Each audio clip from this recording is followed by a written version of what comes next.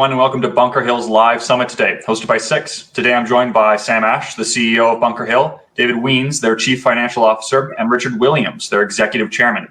The team is going to walk us through their updated PEA results, and after, they'll be accepting questions. You can submit your questions using the Q&A panel found on the right-hand side of your screen at any time. And as always, this summit is being recorded, and it'll be available to watch afterwards on Six.com. So without further ado, Sam, I'm going to kick things off to you to get things started.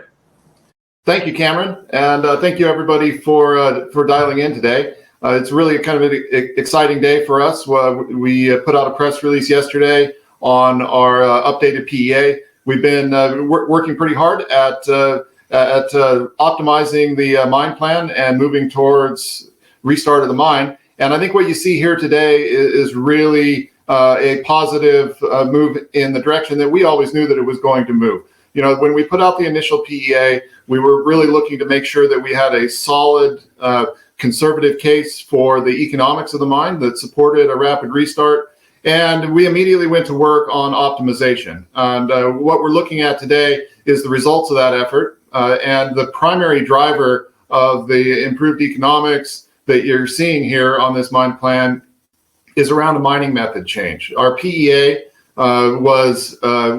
had cut and fill mining as the mining method approach, which is a somewhat selective mining method. And what you see here after the putting in the technical work with the mining engineering team and the mining consultants is the result of a move towards a more bulk method, long hole open stoping.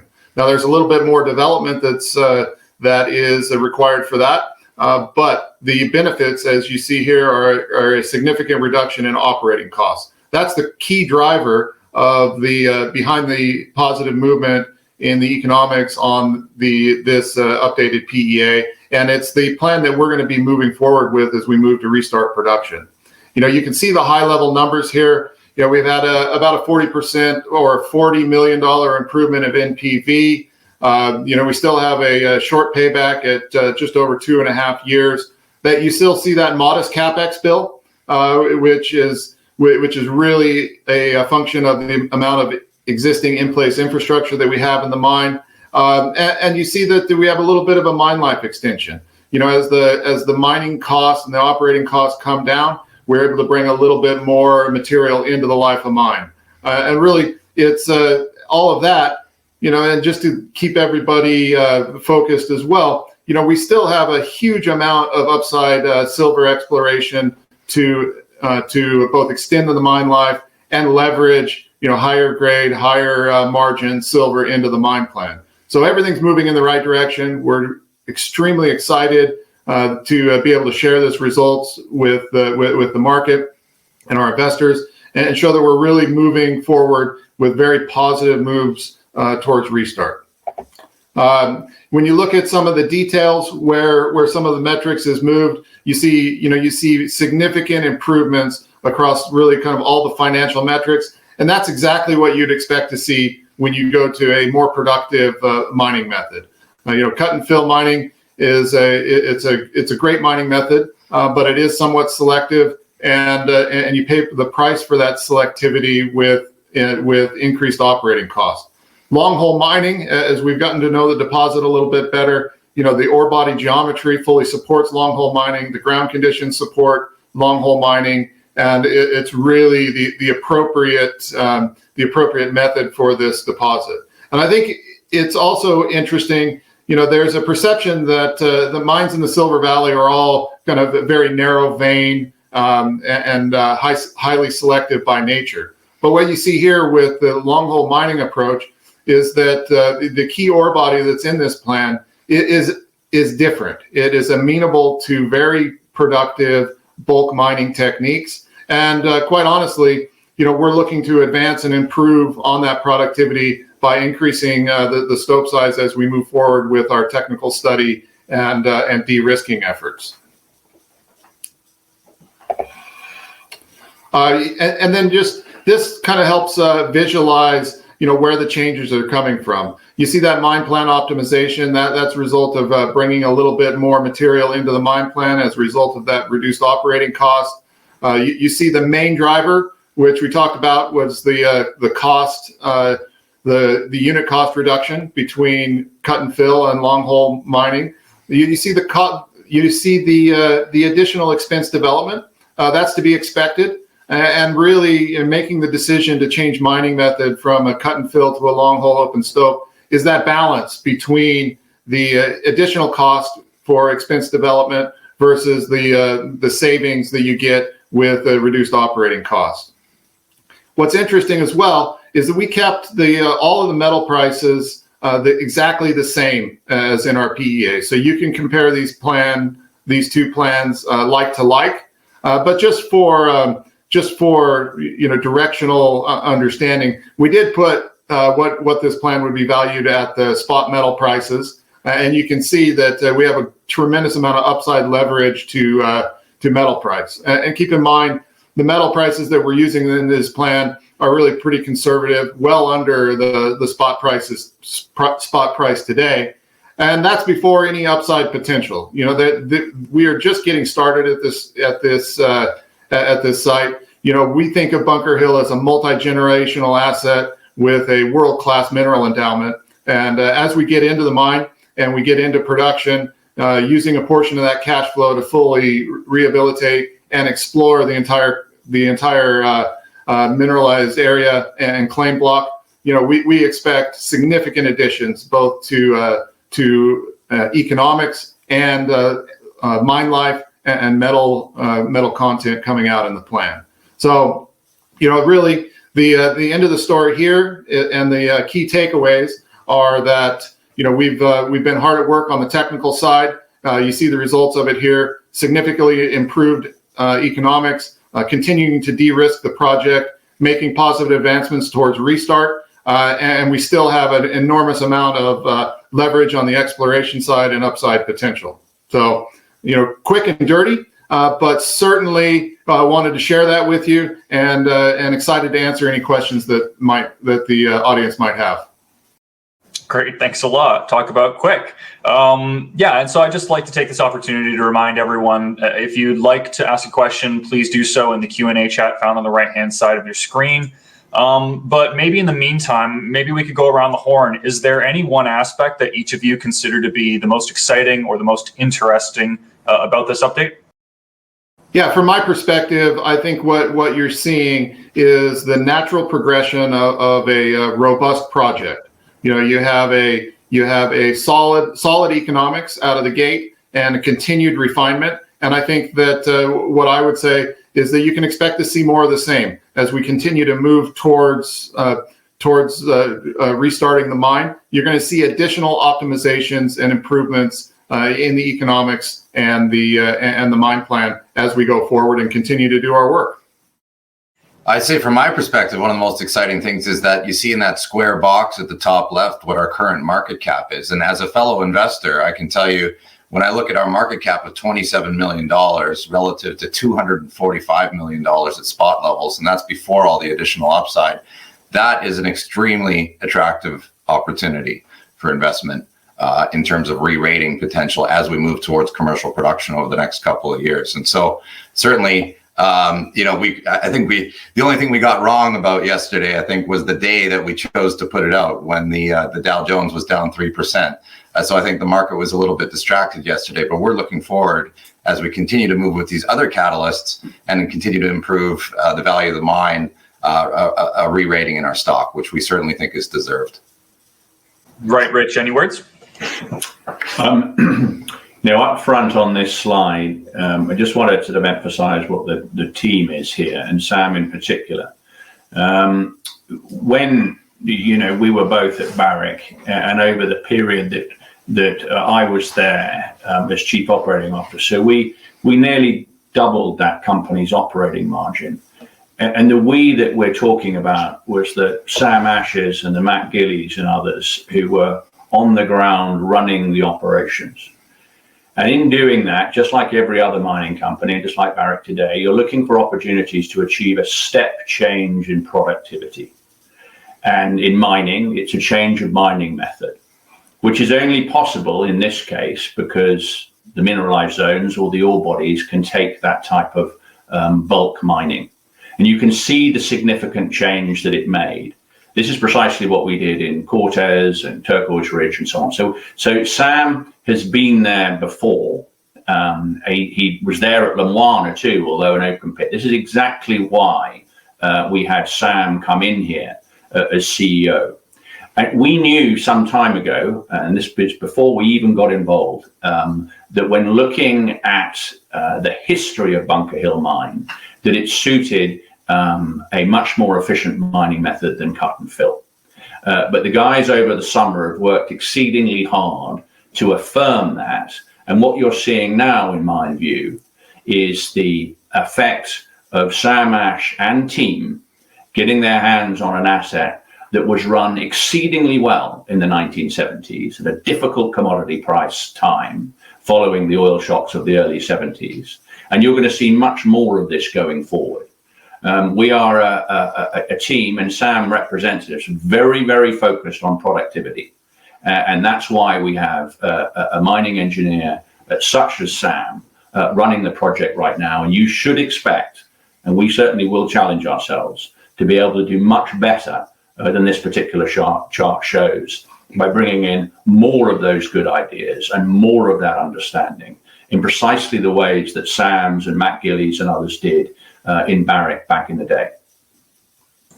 Great. Thanks a lot, guys. We have had a few questions come in. The first is from Rob Schumacher. First, he wants to say thank you for keeping the shareholders informed. But he'd really like to know if you could share any information on the $44 million financing. When will this be announced? Any large strategic investors? Is there a debt equity raise, for instance? Well, let me just start off before I hand over to Dave on this. As you're Dave coming in, because everything's about teamwork. He supported by the excellent Cutfield Freeman, have been running a process for some time now to provide to the board, which I chair, the most effective restart financing, which is defined at the lowest cost of capital. That process is ongoing at the moment. It hasn't closed. We have people looking at this in detail.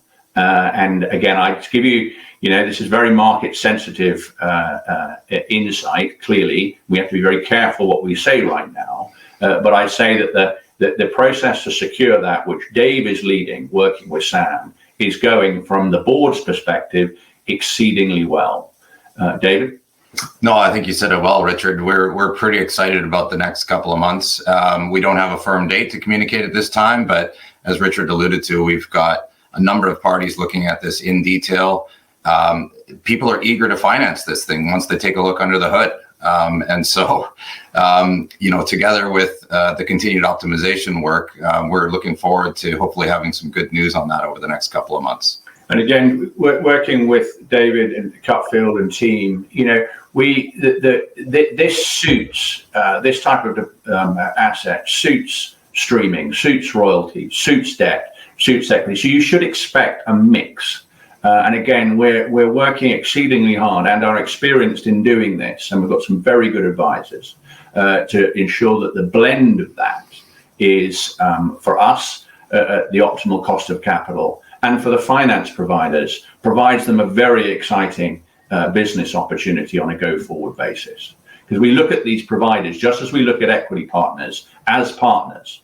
And when you've got yourself an asset like this, which has all of that upside, a long potential life ahead of it, to be affirmed through exploration, but we're talking potential here now. It really does suit that blend of financiers that are prepared to come in with us and act as partners over the long term. And so you shouldn't be surprised that we've got that happening, even though we're doing it off what is a PEA. But a PEA, in our case, because we've inherited all of this data and all of this infrastructure, is a very different type of PEA to that which typically comes onto the market. And if you are benchmarking anything in terms of those type of studies, as engineers or financiers or equity shareholders, such as we all are, you need to do it on the basis of a restart plan of a closed site where you've got 100 years worth of data. And we're finding that every single check of the old data, by drilling or by met testing or whatever it is coming back with no variance in a negative sense, and there's variance in a positive sense of what we were told beforehand. Our confidence is increasing, therefore, and so that's also being passed on to potential finance partners.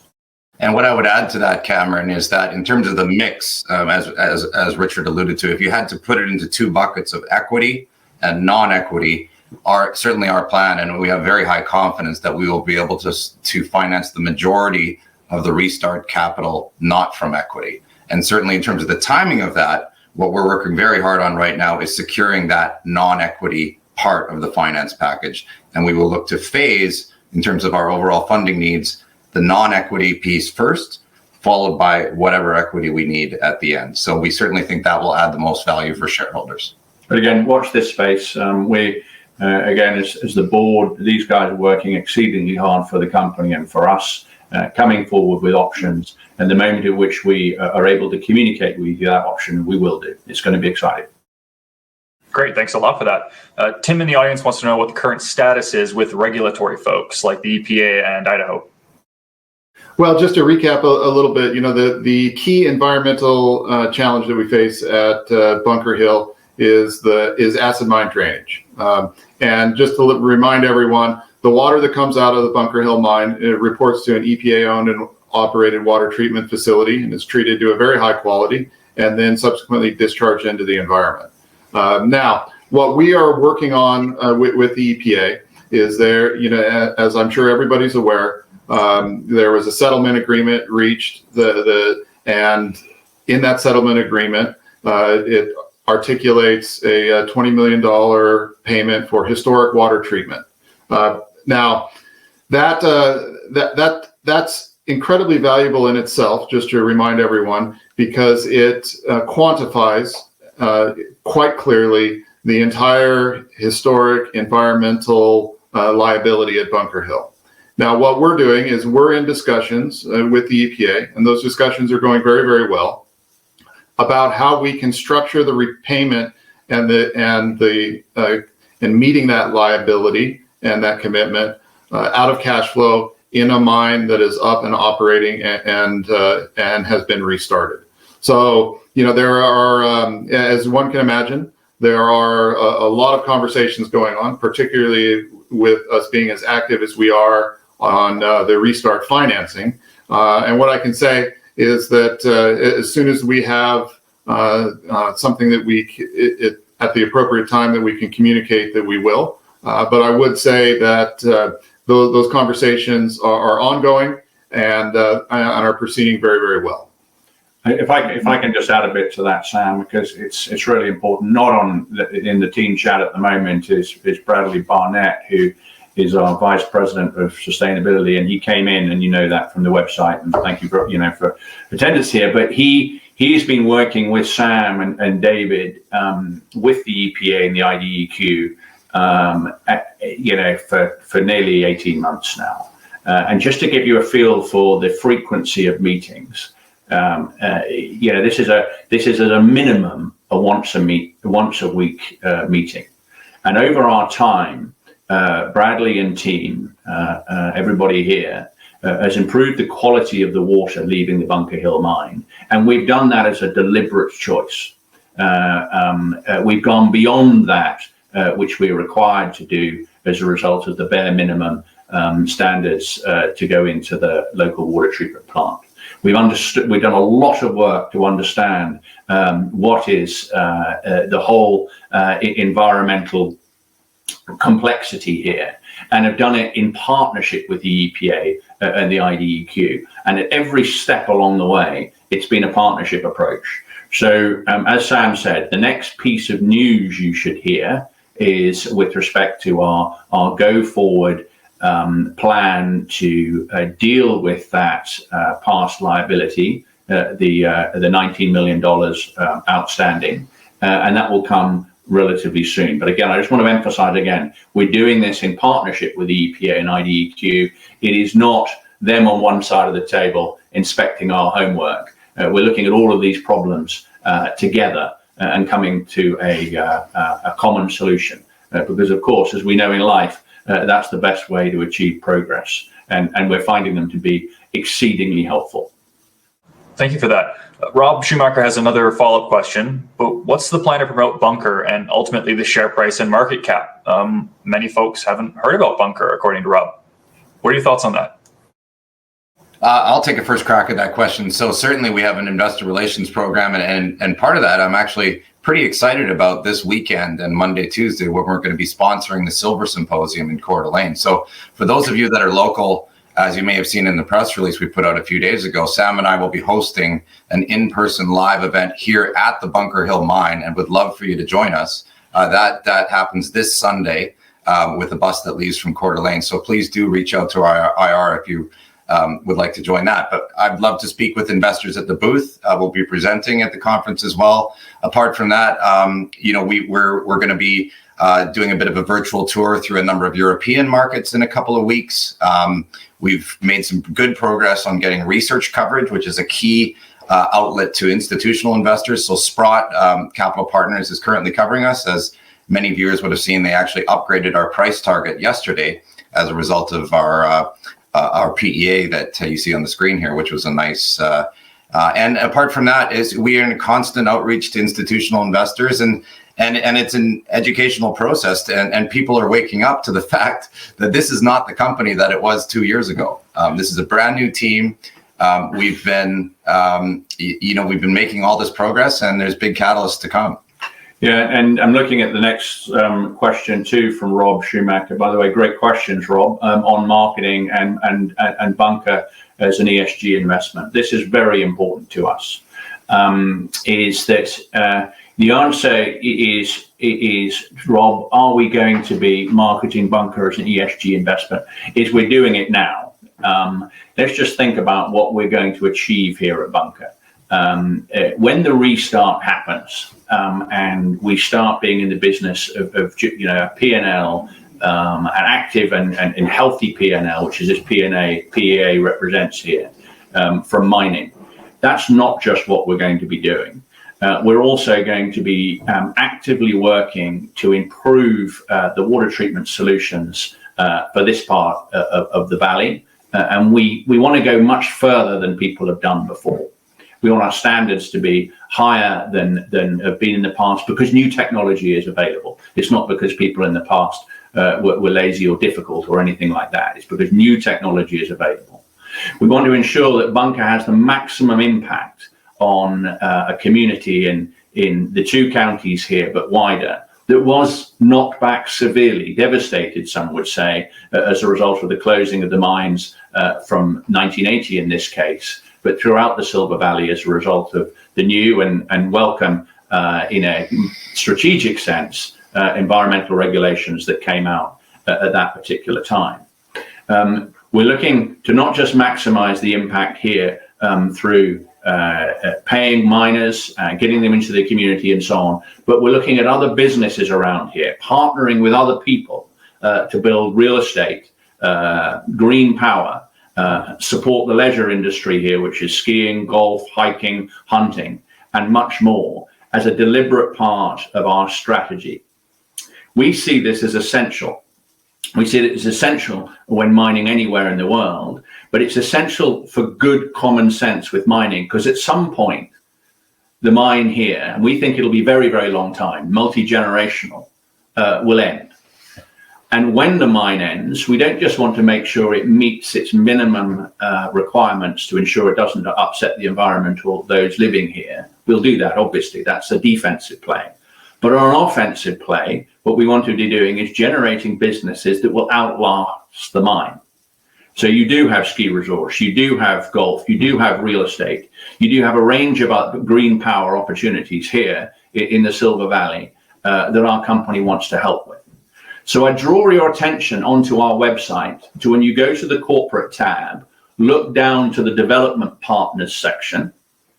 And in there are companies like Minewater, Digby ESG, and Edwards Group, all of whom Brad Barnett and the team here are working with to look at how we can multiply the impact of what we're going to do here for mining through other non-mining businesses. And we see that being core to our offering to local stakeholders and to shareholders, because we believe, and we sincerely believe this, and it's starting to be understood well in the market, that if you have very high ESG standards and you aim towards maximizing the impact of your investments beyond just mining, you will deliver superior returns on investment over the life of mine. And that's critical to what we're doing. So it's a very good question, Rob. You can tell by my very long answer that we are positioning ourselves to emphasize those points at the right time to the market. And that right time is starting now, which is why I'm so grateful for your question, Rob, and going forward. So watch this space. Bunker is more than just a very valuable mining story. It's a regeneration story of an area that is going to really welcome what this team to my left and others around this mine site and beyond are going to do. So thanks for your question, Rob. Great. Well, thank you. Sam, David, Richard, I'd really like to thank you for coming on today. And I'd also like to, of course, thank everyone in the attendance for coming in and tuning in, especially asking questions. If you didn't get a chance to ask a question, or if you think of one later, we'll be sending out a short survey where you can leave feedback and get in touch with the team. You can also, of course, always go to bunkerhillmining.com if you'd like to learn more information, as Rich had pointed you to earlier. And with that, I'll hand it to Sam and the team for some final words before we wrap up for the day. Thank you, everyone, for dialing in, and it's great to talk to everyone again. And final words and final thoughts from myself are really that what you're seeing here is a great step forward. It's a positive movement towards restarting this mine and realizing that vision of a fully integrated restart of a truly historic mine. And as Richard said, that ESG component is a key piece of not only this project but of the company that we're looking to build. And certainly, as we move forward, we will see a lot more around that aspect of the business. In addition, we're continuing to advance the technical work, and we would expect to see additional optimization and improvement as we move forward. And on the financing side, we're hard at work there, and we're nearing the finish line. So with that, I'll turn it over to Dave. I think you stole my words there, Sam. I think it's time for us to get back to work, which is what we do here and how we add value. And thank you very much for your time. It was a pleasure to be able to bring this to you today. And my final word is I want to thank the team here for what they're doing, but the team extends beyond our employees to contractors and other partners locally. The Josh Hayneses, the Jeffs and Steves of CMC, and others that are really guiding us, as would always be the case, as we're outsiders coming in. Sam lives here, as to the best way to do this. And if we didn't have that type of partnership with some really exceptional Silver Valley people, what you're seeing on the screen would be more theoretical than real. And so thank you, Jeff. Thank you, Josh. Thank you, Steve. Thank you, all of those that are working with us to leverage this opportunity for the benefit of everybody. Great, gentlemen. Well, with that, I think we're going to wrap things up. I hope you have a good rest of your day. Cheers. Thank you. Thank you.